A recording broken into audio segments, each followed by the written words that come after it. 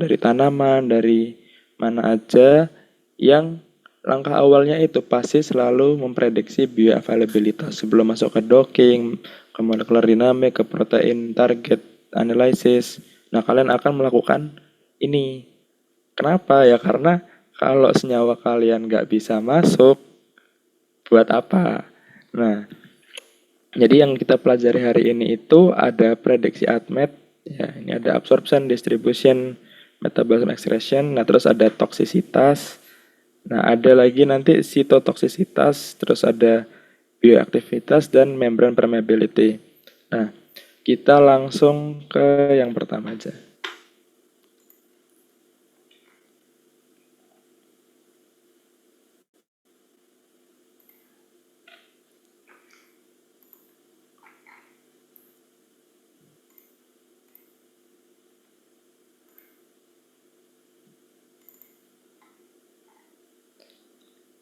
Nah, teman-teman di laptopnya masing-masing bisa buka websitenya Swissatme. Di Google cari aja gini, Swissatme.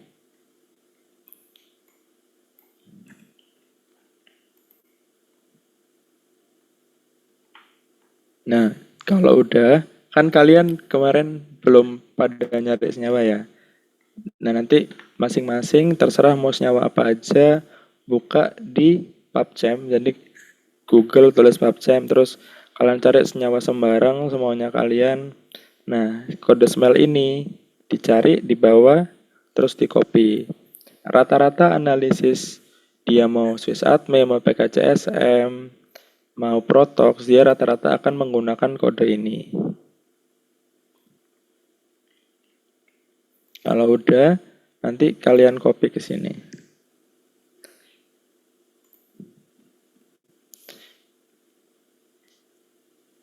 Terus klik run.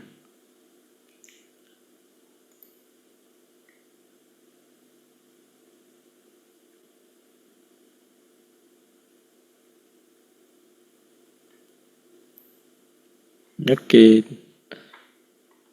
Nah, jadi kira-kira hasilnya Swissatme itu kayak gini. Nah, ini kan kelihatannya ada banyak banget. Cuma yang kita fokusin itu kadang ada beberapa yang penting. Nah, yang selalu dipakai di standarnya jurnal-jurnal itu pertama ini. Di bagian drug likeness ada aturan Lipinski. Nah, aturan ini itu biasanya selalu ada.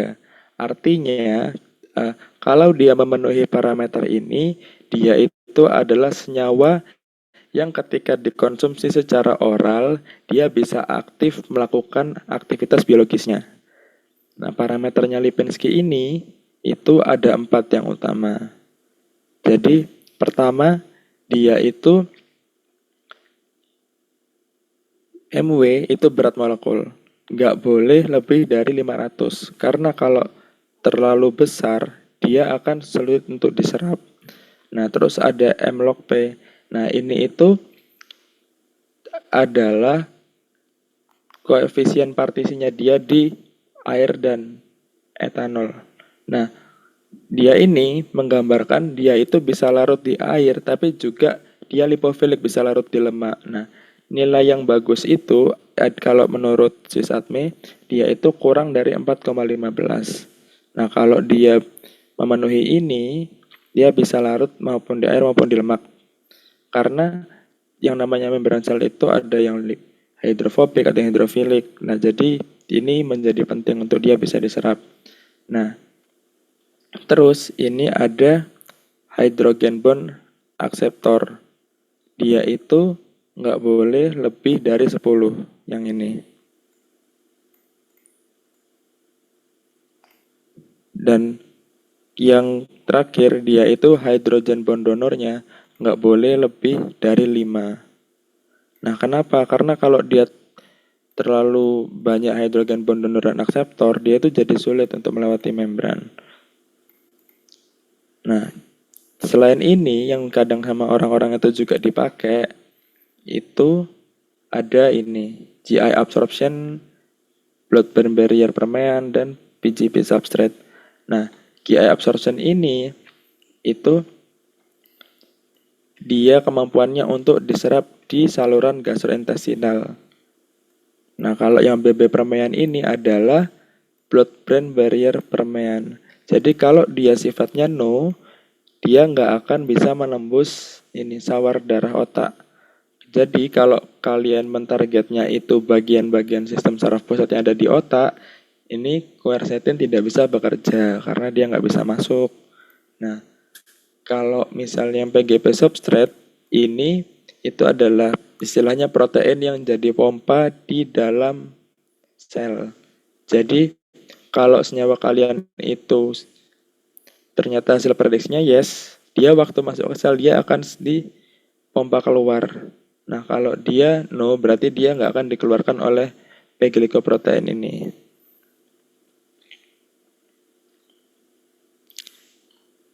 Kalau yang CYP ini, dia adalah enzim-enzim yang ada di hati. Nah, jadi senyawa itu mereka ketika pertama ditelan, terus masuk di usus, dia itu akan melewati hati dulu. Nah, di sini ada yang namanya metabolisme. Nah, biasanya kalau obat itu, dia ada yang drug, ada yang prodrug. Nah, ini perlu diingat.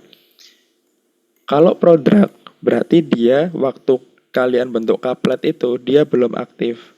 Nah, ketika dia melewati hati dan di metabolisme, sama si YP ini, entah ada penambahan gugus apa, entah dia dihilangkan apanya. Nah, dia menjadi bentuk aktifnya.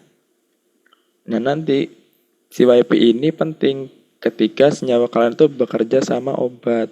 Jadi kalau misalnya obatnya itu harus di metabolisme sama CYP3A4. Jangan pakai senyawa-senyawa yang menghambat ini karena nanti obatnya nggak bisa aktif. Nah kalau misalnya senyawanya itu nggak boleh di metabolisme sama CYP biar tetap aktif, berarti kalian cari yang yes. Biar senyawanya itu semakin banyak yang dalam bentuk aktif.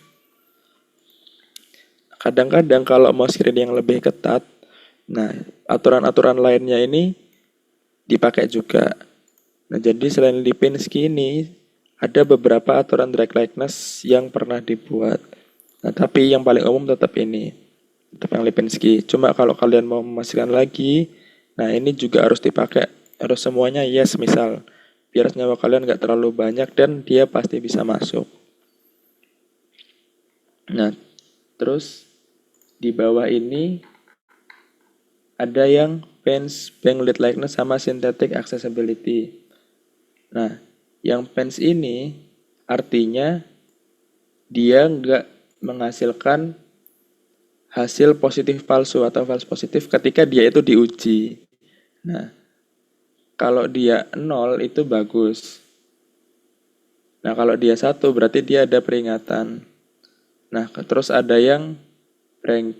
Nah, ini dia punya substruktur yang sifatnya reaktif. Jadi dia bisa ada kemungkinan bersifat toksik di substrukturnya.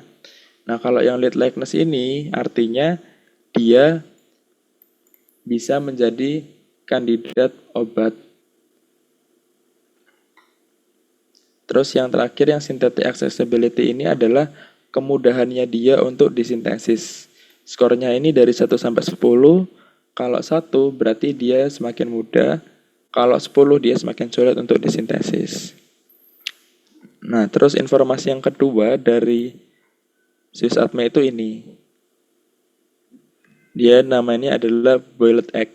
Nah, ini itu cuma menggambarkan dia itu apakah bisa menembus blood-brain barrier, terus apakah human intestinal absorption-nya oke. Nah, kalau di sini dia berarti bisa diserap, tapi dia nggak akan menembus blood-brain barrier. Nah, terus ada warna merah sama warna biru. Kalau dia merah, berarti dia tidak akan dikeluarkan oleh PGP. Nah, kalau dia biru, berarti dia menjadi substratnya PGP. Nah, silakan teman-teman, ya sekitar 1 menit lah di SS-in. Nah, kira-kira nanti yang dijelaskan di laporan adalah bagian-bagian ini sama ini untuk yang Swiss Atme. Nah, nanti kalau misalnya teman-teman udah penelitian beneran, udah smile banyak di sini, misal 20 senyawa, datanya itu bisa di-download dalam bentuk Excel pakai pencetatan yang CSV ini.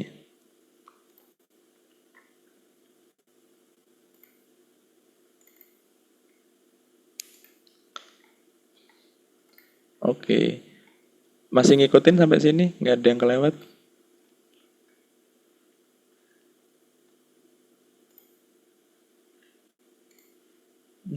Kau anggap aman ya berarti. Cuma sebentar kok hari ini.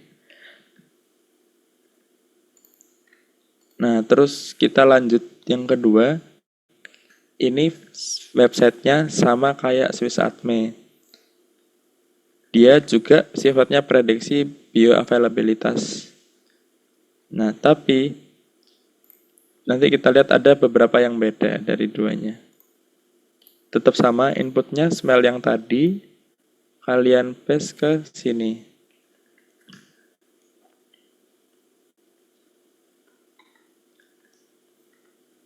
Nah, kalau kalian cuma satu senyawa, itu bisa langsung di paste di sini. Tapi nanti kalau kalian ada banyak, nah ini kalian buat di notepad dulu, baru kalian upload ke yang sebelah kiri. Terus ke bawah, klik yang add map.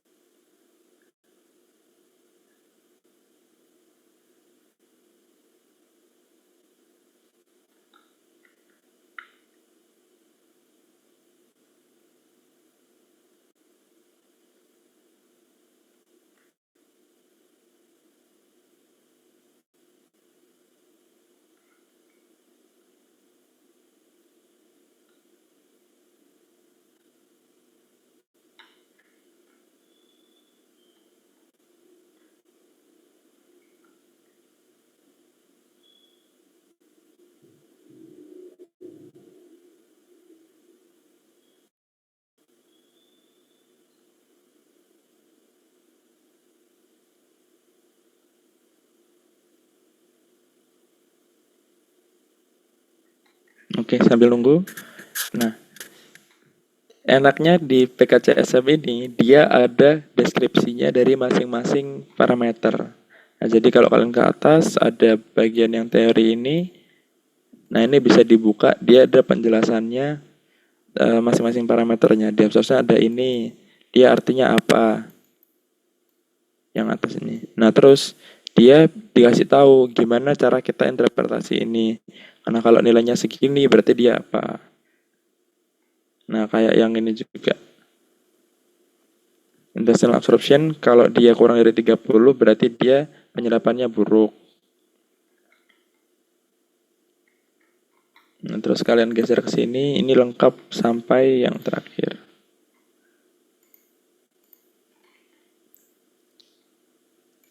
Nah, ini nanti bisa kalian bandingin ya. Apa yang ada di Sysatme, tapi nggak ada di PKCSM. Terus apa yang ada di PKCSM, tapi nggak ada di Sysatme. Nah, kayak yang ini, dia nggak ada aturan-aturan kayak Lipinski, terus Weber yang lain-lain itu. Nah, sedang tetapi di sini dia ada beberapa macam toksisitas di sini.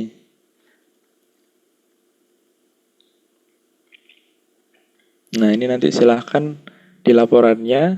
Jadi ada subbab yang laporan prediksi bioavailabilitas. Nah, kalian bandingin antara Swissatme dan PKCSM. Tapi nanti waktu menjelaskan ini, kalau bisa jangan citasinya ke sini. Tapi dicari jurnal yang jelasin ini itu buat apa, terus interpretasinya gimana.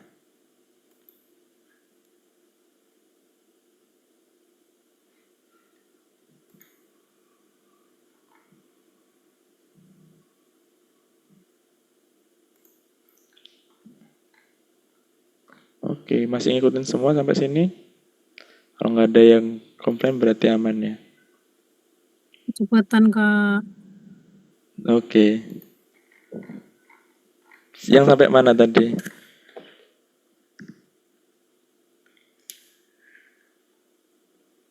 Nah, hilang. Nah, ini silakan di Inspiration. sampai apa? Small inspiration. Iya, tadi mencari mana sih Kak? Nggak tahu masukin Ini smilesnya kemana. PKCSM. Ulang lagi ya. Dan silahkan ditulis di Google PKCSM gitu.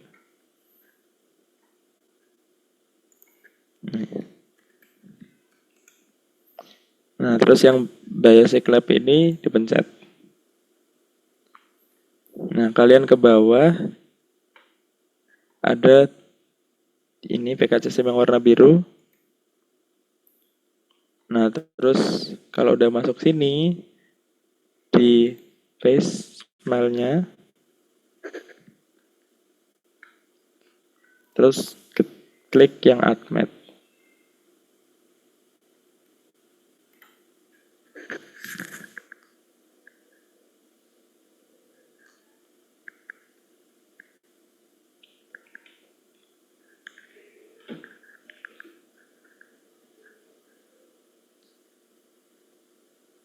Oke, sudah aman? Aman. Oke.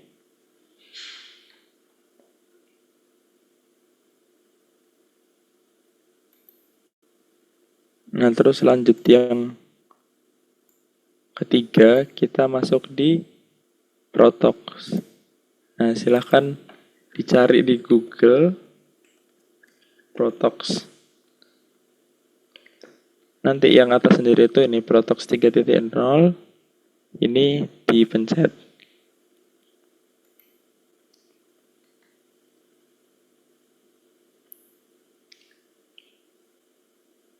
Kalau udah masuk sini, di atas ada pilihan yang Tox Prediction.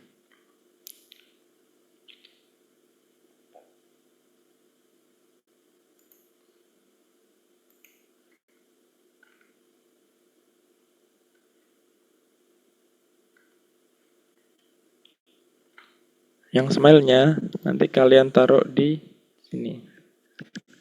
Yang ada 2 kolom di atas, ada yang canonical smile, terus dipencet.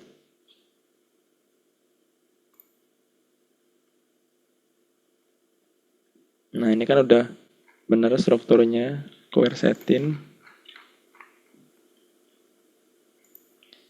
Nanti kalian bisa milih mana yang mau dipakai. Ada yang organ toxicity, ada yang toxicity endpoint. Terus ada yang dia itu signaling pathway. Nah, ini silahkan disesuaikan sama yang dibutuhkan. Nah, cara taunya butuh yang mana gimana? Ya lihat di referensi. Kalau kalian penelitiannya tentang ini, kira-kira yang dipakai untuk screening itu parameter yang mana? Misal kita coba aja yang toxicity endpoint.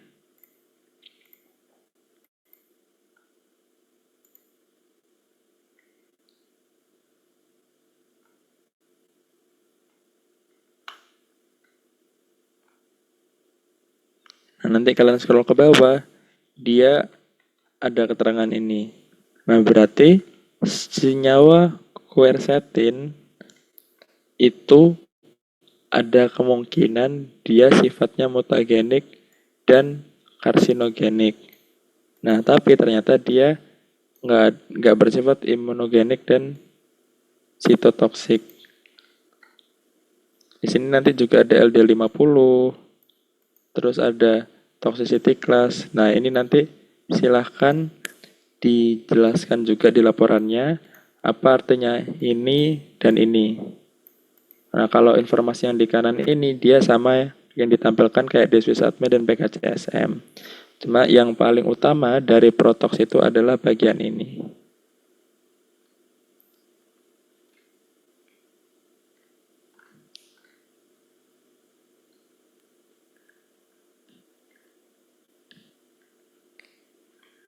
Oke, sudah di-assessin. Kalau ada yang kelewat, bisa ditanyakan sekarang.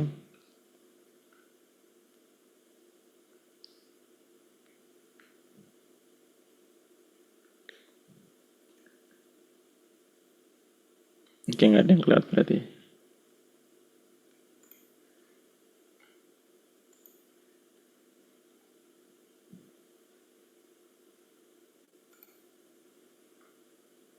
Nah, jadi nanti subbab kedua di laporannya itu prediksi toksisitas senyawa. Nanti ada yang pakai protok sama nanti ada yang ini. Nah, monggo Mas Victor dilanjutkan. Ya, oke. Jadi kalau tadi sebelumnya Safala sudah menjelaskan terkait dengan semuanya itu namanya dalam konsep farmakokinetik ya. Jadi bagaimana nanti suatu senyawa ataupun obat di perjalanannya dalam tubuh itu gimana mulai dari diminum sampai nanti dikeluarkan sama organ ekskresi. Nah, selanjutnya dalam penelitian bioinformatik khususnya terkait screening senyawa biasanya selain selain prediksi-prediksi seperti tadi ADME, toksisitas, kita juga bisa melakukan prediksi terkait dengan sitotoksisitas serta prediksi bioavailabilitas. Jadi bioavailabilitas itu adalah sebuah nilai yang menunjukkan bagaimana suatu senyawa itu nanti bekerja atau memiliki fungsi secara biologis dalam tubuh. Nah, dalam hal ini sebenarnya nanti yang pertama kita melakukan prediksi sitotoksisitas itu dengan menggunakan PAS online. Kemudian sebenarnya untuk prediksi bioavailabilitas kita bisa pakai mole inspiration, tapi karena dari beberapa tahun yang lalu mole inspiration ini sempat error, jadi kayaknya kita akan skip untuk bagian mole inspiration karena sebenarnya tampilan dia tuh nggak beda jauh juga sama sama dengan PAS online ataupun dengan PKCSM ataupun dengan Swiss Admi tadi. Jadi nanti akan kita skip dulu.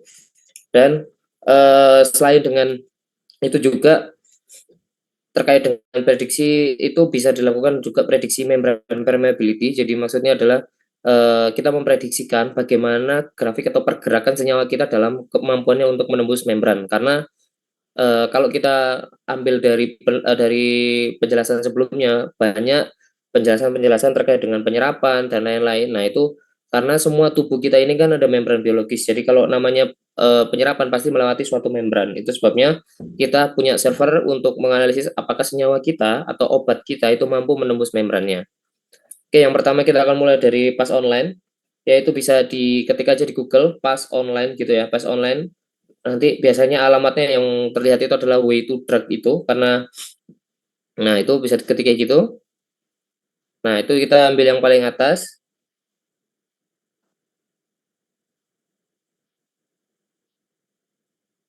Nah, ini sebenarnya memang kalau nggak salah harus daftar, tapi sebelum itu kita coba jelaskan dulu ya untuk tampilan awalnya ini. Nah, ini kita daftar aja. Nanti itu sebenarnya cuma tinggal tinggal di emailnya aja kok. Nanti bakalan dikasih tahu itu ada klik registration-nya ya. Kalian bisa daftar, kemudian nanti akan dapat akunnya dan kalau udah dikirim di email kalian bisa masuk di klik enter aja. Tapi sebelum di enter sebelum di enter itu kita mau jelasin terkait ini. Jadi di halaman ini di back bentar. Nah, itu tuh di atas kalian ada tulisan ada produk, ada services kan. Nah, kalau dari teorinya bioinformatik yang sekarang service coba kita bisa klik service. Jadi di service ini kalau secara penjelasan tadi kan di sini untuk prediksi dengan sitotoksisitas ya. Nah, sebenarnya di sini nggak hanya itu. Nah, di sini tuh banyak server yang bisa dipakai selain untuk sitotoksisitas. Sebagai contoh misalkan teman-teman nanti mau bikin apa istilahnya kayak eksplorasi senyawa sebagai antibakteria, kalian bisa memanfaatkan server ini dengan mengklik tuh antibakter predict. Jadi nanti akan ditunjukkan senyawa kalian apakah memiliki potensi sebagai antibakteria atau enggak. Atau misalkan kalian ingin membuat antifungal, itu bisa ditulis dipredik dengan antifun predict itu atau anti HIV. Kita juga bisa menggunakan anti HIV atau antivirus di bawahnya itu. Nah, jadi pas online ini memang sebenarnya cukup banyak ya servisnya. Cuma karena posisinya di situ terkadang itu yang bikin beberapa orang yang nggak familiar dengan pas online itu nggak ngerti apakah dipikirnya pas online itu hanya untuk sitotoksisitas. Nah, sebenarnya di sini banyak server yang bisa kita pakai. Itu di bawah juga ada tulisan pas target. Jadi kita juga bisa memprediksikan interaksinya dari suatu senyawa kita itu berinteraksi sama protein apa, targetnya seperti apa. Nah, itu kita bisa pakai di sini karena dari beberapa tahun yang lalu juga banyak mini project yang menjelaskan terkait dengan antibakteri, antivirus. Nah, itu mereka juga menyertakan dengan analisis dari sini. Tapi untuk yang kita pelajari dulu di sini, nanti kalian bisa explore ya. Untuk yang sekarang kita akan coba bahas dulu terkait dengan prediksinya secara sitotoksitas. Jadi silakan daftar dulu. Kalau sudah daftar, tinggal di login aja. Kalau udah login, nanti bisa diklik lagi di Go for Prediction.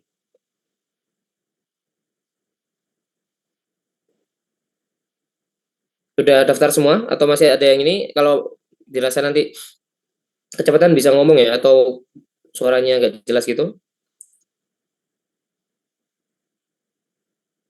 Oke, kalau sudah ini nanti semisal kalian masih dalam proses pendaftaran, setauku cepet kok itu proses pendaftarannya, bisa langsung dapat. Nah, kalau udah dapat, silakan langsung diklik Predict New Compound. Nah, di sini juga sama ya, kita pakai data Smile dari PubChem-nya, jadi tinggal diklik aja yang bagian Smile dan dimasukkan Smile-nya ke situ. Nah, kita lakukan dengan Get Prediction. Oke. Nah, hasilnya itu akan berupa terkait dengan nilai PA ataupun PI. Jadi nilai PA itu namanya adalah probable active dan PI itu adalah probable inactive. Semua apa istilahnya kayak alur prediksi di bioinformatik itu selalu ditampilkan dalam bilangan biner. Artinya pilihannya hanya ada 0 atau 1. Semakin mendekati 1, maka itu akan semakin bagus. Tapi semakin mendekati 0, maka semakin jelek. Nah, kalau cara melihatnya di sini, sebenarnya kita fokus dilihat di bagian PA aja. Karena kan kita pengen tahu nih, senyawa kita aktivitasnya itu sebenarnya seperti apa gitu. Nah, kalau dilihat dari sini, berarti senyawa smiles yang kita masukkan tadi, jika PA-nya, misalkan yang pertama HIF1A expression inhibitor, itu dengan nilai PA 0,969, artinya senyawa yang kita masukkan di sini itu punya potensi besar untuk sebagai inhibitor ekspresi dari HIF1A. Itu namanya probable aktif. Jadi kita menilai bagaimana dia aktivitasnya nanti dalam tubuh. Nah, di sini ini itu juga bisa digunakan sebagai screening kemungkinan kerja dari suatu senyawa kita. Jadi misalkan kalau kita nggak tahu nih, kita nggak tahu senyawa kita itu apa, misalkan ada senyawa X, kita nggak ngerti dia kerjanya apa aja sih gitu. Nah, kita bisa masukkan smilesnya di sini, maka kita akan bisa lihat di sini. Nah, contohnya di sini muncul dia kelihatan kalau dia juga bisa berpotensi sebagai HIF1 alpha expression inhibitor. Jadi, misalkan nanti kalian ingin membuat sebuah molekul sejenis yang niatnya adalah sebagai obat, sebagai inhibitor yang mentarget HIF1 alpha, maka molekul ini dan hasil analisis ini bisa digunakan sebagai dasar teorinya. Jadi, berdasarkan prediksi pas online, terlihat bahwa molekul X ini menunjukkan potensi PA atau probable active sebagai HIF1 alpha expression inhibitor, sehingga pilihannya untuk digunakan sebagai inhibitor itu sudah sesuai. Nah, ini bisa di scroll ke bawah ya. Jadi PA itu sebenarnya banyak banget. Ambil di sini ada berapa. Nah, biasanya kalau dari jurnal-jurnal itu rata-rata kita cuma butuh sampai di bagian PA yang lebih dari 0,7. Karena ini dianggapnya adalah PA yang paling besar ya, yang paling besar dan mendekati 1. Karena kalau di bawah 0,7 itu dikhawatirkan probable activity-nya tidak sebaik nilai prediksinya. Maksudnya ya semakin besar nilai prediksinya itu kan semakin bagus. Jadi kita ngambil yang paling tinggi. Jadi rata-rata biasanya kita akan ambil 0,7 ini, di atas 0,07 ini, dan ini nanti visualisasinya biasanya diambil dan ditaruh di Excel gitu aja, cuma ditunjukkan. Nah, ini PA dan PI. Sampai sini ada yang dibingungkan dulu?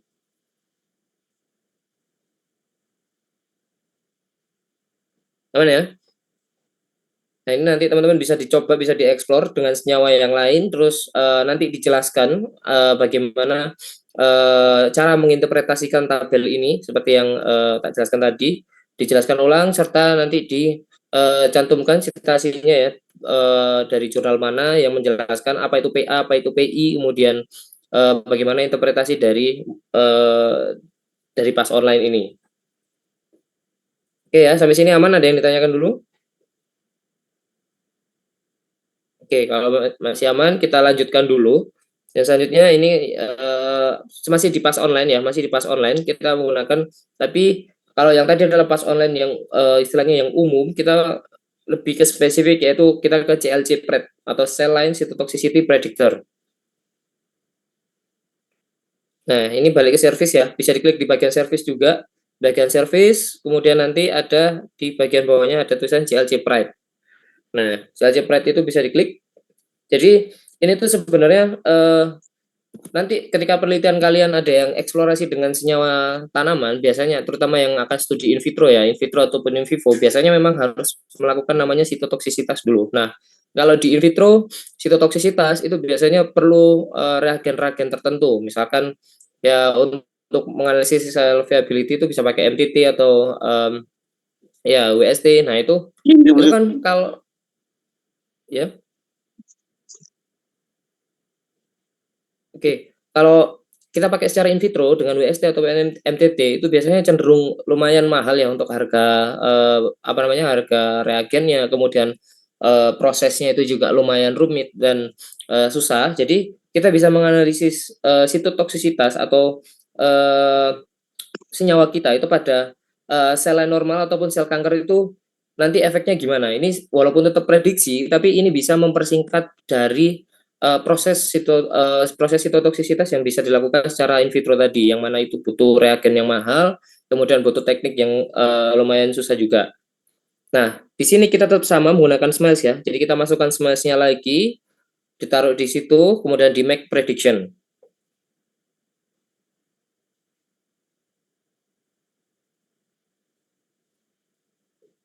Nah, ini akan muncul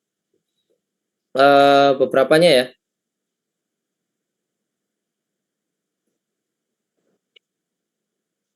Nah, ini sama dengan nilai PAPI seperti yang tadi dijelaskan, bahwa probable aktif itu lebih lebih diutamakan dilihat daripada untuk melihat yang PI. Sebagai contoh, ketika ini molekul ini ternyata terlihat mungkin bersifat sitotoksisitas itu pada prostat karsinoma epithelial cell line itu sekitar 0,429, yang mana ini sel lainnya itu bisa dilihat kodenya, nanti bisa diklik itu seperti apa, sel lainnya dari apa, kemudian full name-nya seperti apa, dan tisunya diambil dari mana. Nah, itu akan diambil dari prostat, terus tumor type-nya karsinoma. Nah, ini bisa dilihat di CMBL. Nah, ini contoh dari sel lainnya. Jadi sel lainnya itu namanya adalah CWR22R, yang mana tipenya dia adalah tipe dari sel lain, berarti bukan primary culture ya, jadi sel lain, dan spesiesnya adalah organismenya berasal dari Homo sapiens. Jadi di sini kalian bisa melakukan prediksi senyawa. Nih di bawahnya juga ada tulisannya, jadi ada associate-nya terkait dengan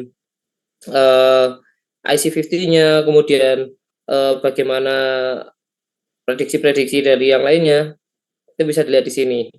Nah, jadi intinya dengan CLC Pride ini kalian bisa mempersingkat proses prediksi sitotoksisitas dari suatu senyawa kalian tanpa harus masuk ke wet lab. Walaupun sebenarnya hasil-hasil bioinformatika itu sifatnya selalu prediktif ya. Jadi kalau kalian nanti niatnya adalah publikasi jurnal yang tinggi, ketika menggunakan bioinformatik tanpa adanya konfirmasi secara in vitro ataupun in vivo, maka jatuhnya penelitian kalian tuh dianggapnya masih prediktif juga, jadi nggak ada dasar konfirmasinya, nggak bisa dipakai untuk di tingkat yang lebih tinggi. Nah, ini kalau di cancer lain bisa kalian terlihat itu, contohnya kalau di bawahnya non tumor atau yang sel normal berarti ya, itu sel normal bisa terlihat misalkan contoh itu keratinosit dari sel lainnya HACAT, yang mana itu diambil dari jaringan kulit. Nah, itu PA-nya cuma 0,205. Jadi di sini nanti kalian bisa memprediksikan kira-kira sebelum nanti, daripada langsung kalian masuk ke in vitro terus kalian tanpa dasar yang kuat dia ini sel apa sifatnya sitotoksisitasnya di mana. Nah, kalian bisa pakai CLC Pride ini dulu. Jadi CLC Pride ini nanti bisa ngasih gambaran, oh ternyata dia tuh bisa sifatnya toksis terhadap sel ini. Jadi kalian bisa mungkin cari gambaran sel lain yang seenggaknya itu bisa menunjukkan bahwa senyawa kalian itu enggak toksik. Karena kalau kalian menunjukkan senyawa kalian toksik ya nanti penelitiannya jatuhnya akan lebih rumit untuk membuktikan bahwa apa yang kalian kerjakan ini tidak berbahaya. Sampai sini ada yang bingung dulu terkait dengan CLC Pred? Ini juga nanti cara save-nya tinggal di atas ya, itu ada tulisan save SDF, save CSV ataupun save PDF. Jadi langsung nanti dapat detail tabel-tabel ini.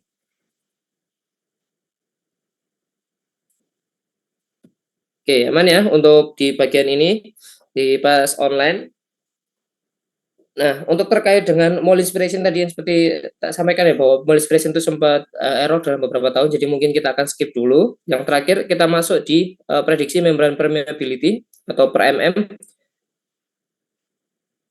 Nah, ini mungkin yang agak ini ya, agak tampilannya bukan tampilannya, interpretasinya nanti agak butuh software lain selain dengan web server. Nah, di per mm ini sebenarnya database untuk mempredik bagaimana kemampuan senyawa kita dalam menembus membran phospholipid bilayer. Nah, di sini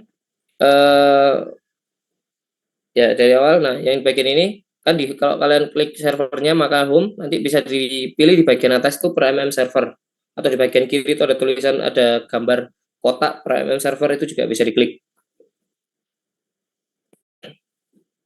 Nah, yang ngikutin ya. Nah, di sini kita butuhnya adalah file senyawa kita tapi dalam bentuk PDB. Nah, kira-kira gimana? Jadi ini sebenarnya nanti juga akan dilakukan dalam proses molecular docking. Nah, caranya kita ke PubChem dulu. Kita ke PubChem dulu, kemudian di bagian struktur, nih di bagian strukturnya ini kalian bisa klik yang bagian download coordinate yang 3D conformer. Nah, 3D conformer itu diklik download coordinate dan dipilih yang bagian SDF. Oke. Nah, di sini karena format SDF ini masih belum diterima juga sama per mm, maka sebenarnya di sini kita butuh Pyrex untuk membukanya atau mengkonvertnya menjadi PDB, ataupun sebenarnya tanpa Pyrex juga setahuku di BioVia itu bisa dibuka, nanti tinggal di save as PDB aja. Bisa buka Pyrex gak, Saf? Pyrex atau BioVia terserah. Nah, ini SDF kan bisa dibuka nih nah di sini ini sebenarnya. Nah, di sini ini tinggal diklik bagian save as-nya. Klik bagian save as, jangan lupa nanti diganti dalam bentuk format filenya adalah PDB. Nah, save. Nah, maka molekul ini yang tadinya kita save dalam bentuk SDF itu sudah tersedia dalam bentuk PDB. Nah, itu bisa dilihat di atas ya, itu terlihat dalam bentuk PDB. Nah, kalau udah dalam bentuk PDB, kita langsung masukkan aja di sini. Di choose file itu kita masukkan PDB yang kita bentuk tadi. Oke. Nah, untuk bagian bawahnya ini nanti di bagian experimental condition itu sebenarnya normalnya boleh dibuat 298, tapi umumnya kita biasanya gantinya pakai 310 karena itu adalah sesuai dengan kondisi sel manusia ya, sel mamalia intinya 310 dan pH-nya pH normal kita tetap pakai 7,4. Nah, di sini bagian metodenya itu terserah, bisa kalian pakai drop optimization ataupun global rotational optimization for each value, tapi umumnya kita pakai yang drug optimization aja. Oke, di situ ini bisa dilihat kalian pengen yang prediksi membrannya itu membran yang apa. Kita menggunakan BLM permeability including deionization energy for ionizable molecule. Maksudnya nanti si senyawa itu apakah mampu menembus membran terkait dengan nilai deionization-nya, atau bisa juga estimate intrinsic permeability. Kalau kalian pengen tahu selain dengan BLM, misalkan kalian pengen tahu BBB-nya juga sama CaCO2-nya juga seperti apa, nah itu kita bisa prediksikan dengan ini. Tapi kita pakai umumnya dulu, kita pakai yang estimate BLM, jadi biarkan default dulu. Nah, di sini send report itu juga terserah kalian bisa masukkan email atau enggak, sebenarnya nggak usah, nggak apa-apa karena biasanya hasilnya langsung muncul. Jadi kalau udah diganti 310, 7,4 langsung disubmit aja. Nah, hasilnya ya langsung muncul, tadi diklik yang bagian access your result. Nah, ini ditunggu. Yang kanan, Saf, yang kanan, bener. Pas dipencet tadi. Nah, ini ditunggu, jadi nanti kalau selesai dia muncul di sini. Tumben lama. Biasanya langsung muncul. Nah, ini. Nah, ini adalah grafik yang menunjukkan atau energi plot dari besar energi yang dibutuhkan untuk mentransfer senyawa itu masuk ke dalam membran. bisa dilihat ya di sumbu Y itu ada tulisannya energi KCAL per mol. Jadi ini adalah besar energi yang dibutuhkan oleh senyawa itu dalam menembus membran. Dan apa sih sebenarnya Z angstrom ini? Z ini dari minus 30 sampai 30. Jadi sebenarnya prediksi ini bagian 0 itu adalah bagian dari ketika si membran ini menembus bagian tengah dari lipidnya. Jadi ketika dia tembus, maka itu di bagian nolnya itu adalah yang menunjukkan besaran energinya. Semakin tinggi energi transfer yang dibutuhkan, maka semakin sulit nyawa itu untuk menembus dari membrannya. Nah, grafik-grafik ini nanti biasanya kalau kalian pakai molecular docking nantinya untuk screeningnya kita menggabungkan dari beberapa senyawa analisisnya dan grafiknya ini akan dibentuk.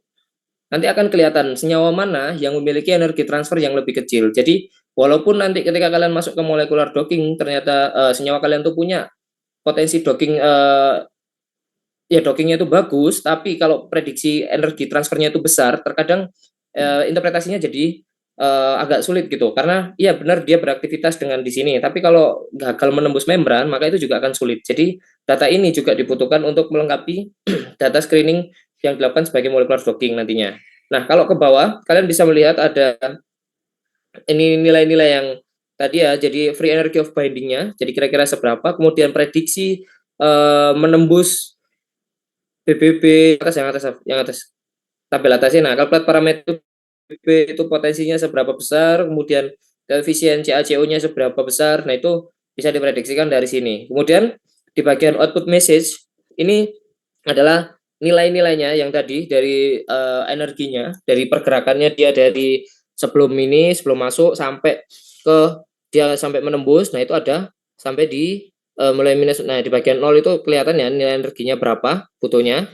Nah, sampai di bagian bawah itu adalah yang sama. Nah, biasanya kita nanti butuh data ini, jadi kita copy hasil ini, output message ini, kita blok semua, terus biasanya kita pindah ke Excel. Jadi hanya di copy, kemudian ditaruh di Excel.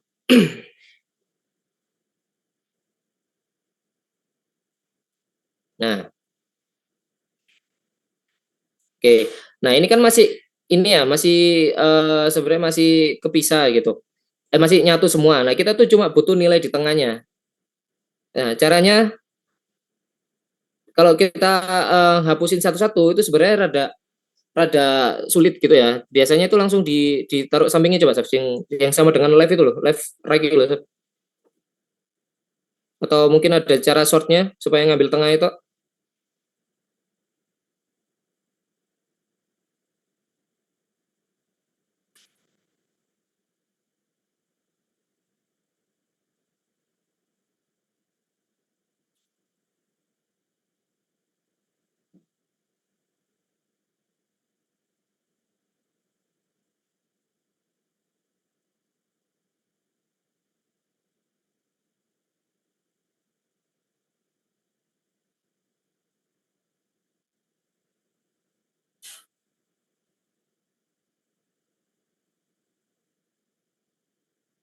Nah, kita ngambil bagian tengahnya aja.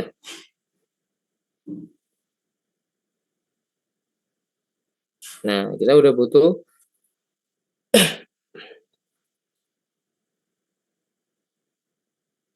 Nah, itu bisa kalian pilih ya, entah mulai dari minus 45 atau dari minus 30. Biasanya jurnal-jurnal mintanya cukup dari minus 30 ke 30. Jadi di bagian ini nanti copy disendirikan sampai bagian nomor 30 juga. Nah, ini di copy, kemudian ditaruh di kolom sendiri. Nah, nanti senyawa lainnya juga dimasukkan semua kayak gitu, dimasukkan di samping-sampingnya, kemudian dibuat grafiknya. Maka grafiknya nanti bisa, udah contohnya nggak, Saf, grafiknya? Ada tapi jadi postes mas. Ya mungkin di jurnal, ya apa sih di jurnal? Oke, kita cari. sih. Bukanya juga punya UPE ada.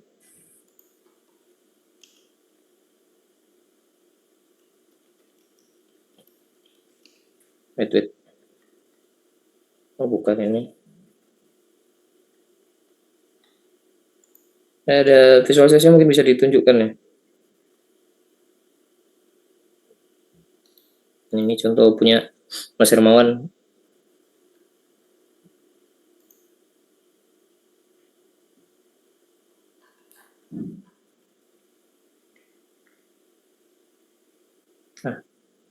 Nah, itu grafiknya ya.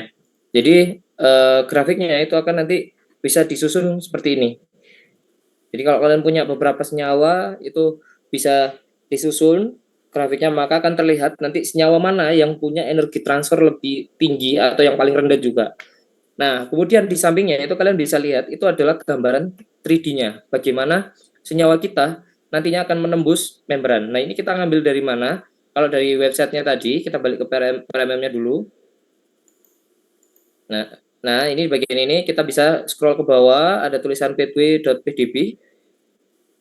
Pathway.pdb, nah itu diklik, maka nanti akan ke download sebagai PDB. Nah, bisa dilihat di sini, di open, dan ini adalah yang kalian lihat. Yang biru yang di atas ya biasanya.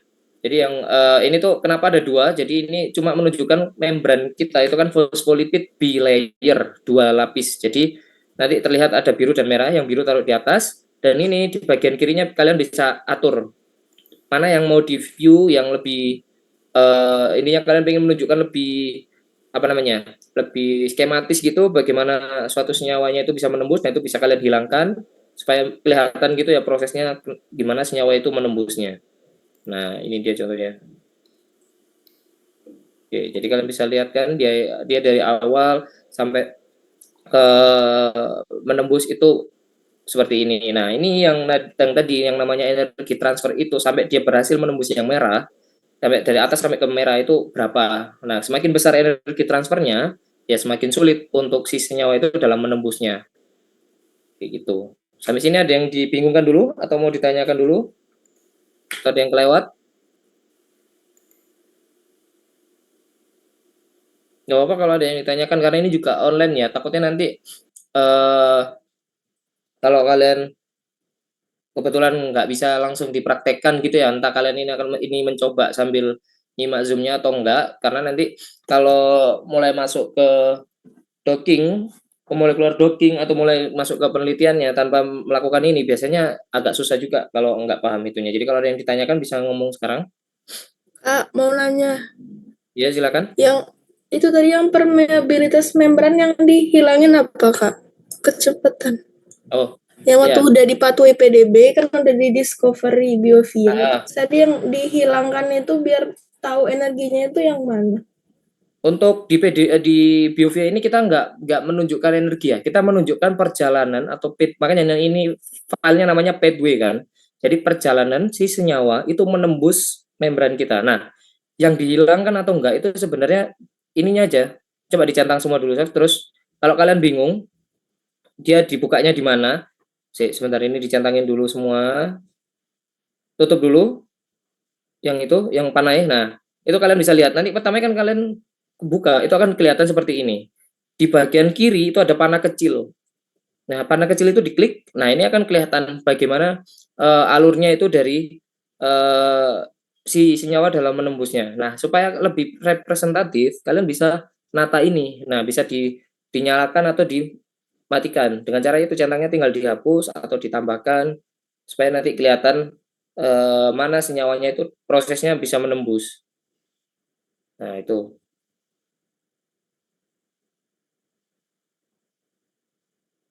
Bingung sampai sini? Atau udah ngerti yang dimaksud tadi? Sudah, Kak. Berarti cuma buat ngeliat cara dia ngelewatin membrannya aja. Oh iya. Oke, ada pertanyaan lain atau yang masih bingung?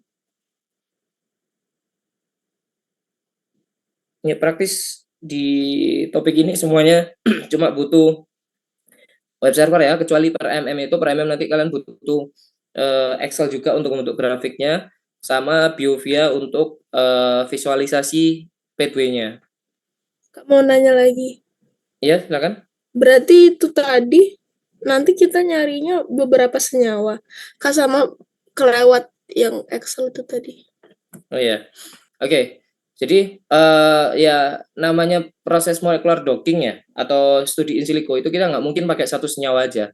Karena biasanya kita pakai pakai puluhan senyawa pun, kalau nanti mau dipublikasi itu juga tetap bisa ke reject walaupun udah pakai ratusan senyawa gitu ya, itu bisa ke reject juga, apalagi kalau pakai satu senyawa gitu. Jadi umumnya ya untuk nanti kalian mini project mungkin yang mau topiknya adalah molecular docking dari suatu senyawa, minimal kalian eksplorasi senyawanya itu kalau bisa temukan sebanyak-banyaknya dulu. Misalkan kalian nemu 50, nemu 100, nggak apa-apa, masukkan dulu semuanya. Nah, nanti dari 50 atau 100 itu kalian screening ini tadi kan, misalkan dari PKJSM, misalkan dari Swiss Adme, terus banyak yang nggak memenuhi, nah itu kalian bisa eliminasi. Nah, biasanya sampai di final itu nanti usahakan minimal banget itu 5. Kayak tadi di jurnalnya Mas Hermawan itu kan sebenarnya 4 ataupun 5 itu udah minim banget untuk dieksplor. Walaupun dia misalkan di sini ada 4 ya. Di bagian atas tuh itu senyawanya semua tuh yang kiri. Nah, yang biru-biru, nah yang kuning-kuning ini senyawanya semua. Jadi memang perlu sebanyak itu untuk konsepnya kalau kalian pingin secara penelitian in silico itu memang harus seperti ini. Nah, nanti di finalnya itu tergantung dari berapa banyak violationnya, terus mana yang dieliminasi, mana yang enggak. Dan biasanya kalau senyawanya sedikit, itu proteinnya jadi multi target. Jadi targetnya nggak cuma satu. Nah, ini kalau senyawanya cuma satu kan nanti kita nggak bisa ngebandingin kayak gini kan, yang di grafiknya itu. Jadi bagusnya memang dibuat lebih dari satu senyawa.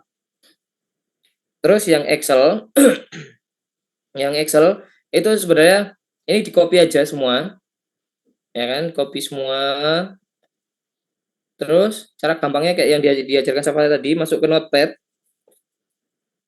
Nah, ini di paste di sini, terus langsung di save.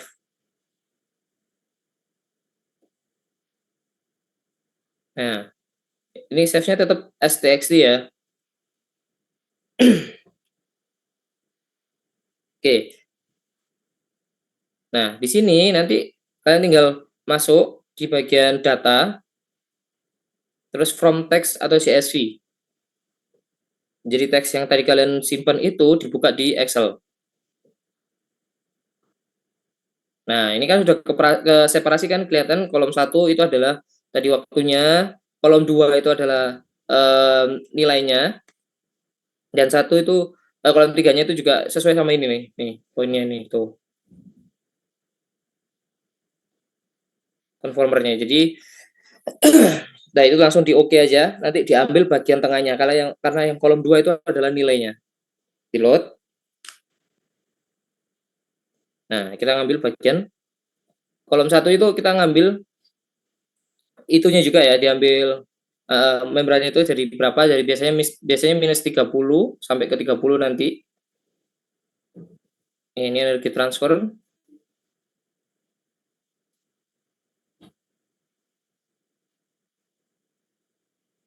Nah, kita cuma butuh bagian ini aja.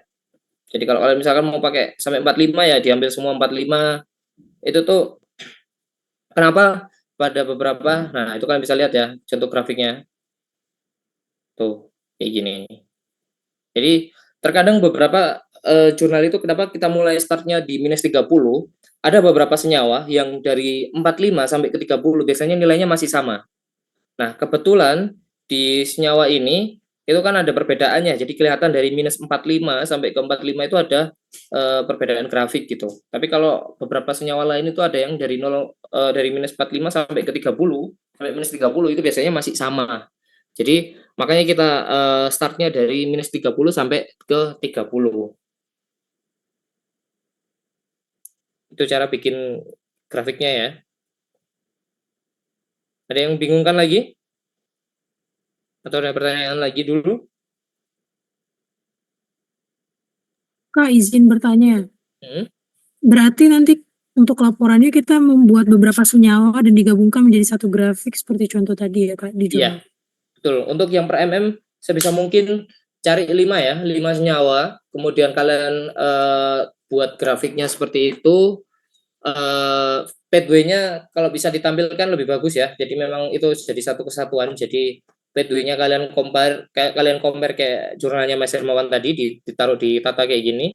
Nah, ditata kayak gini di laporan terus dijelaskan bagaimana menginterpretasikan grafiknya itu Dan gimana kalian menjelaskan gambarnya itu juga. Itu untuk di per mm.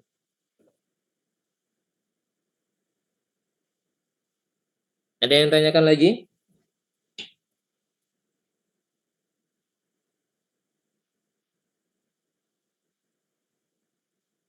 Aman? Yang lain teman-teman ada yang mau ditanyakan dulu sebelum kita ke post test? Selain per mm mungkin ada pertanyaan ke web server sebelumnya kalau kelewat.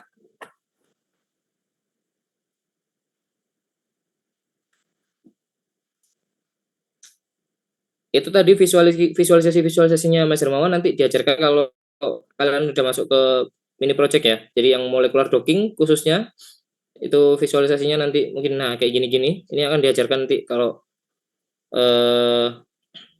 kita bisa ketemu lagi.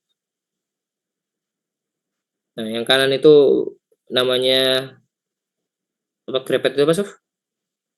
Lupa aku tuh. Heat map. Ya, heat map. Kita biasanya visualisasikan dalam bentuk heat map. Kita pakainya nanti software namanya Grepet. Jadi hasil-hasilnya bisa kelihatan lebih menarik kayak gitu. Oke, yang ditanyakan dulu sebelum kita masuk ke post test. Aman? Oke, aman ya. Kalau aman mungkin dari Safala bisa nyiapin buat post test ya.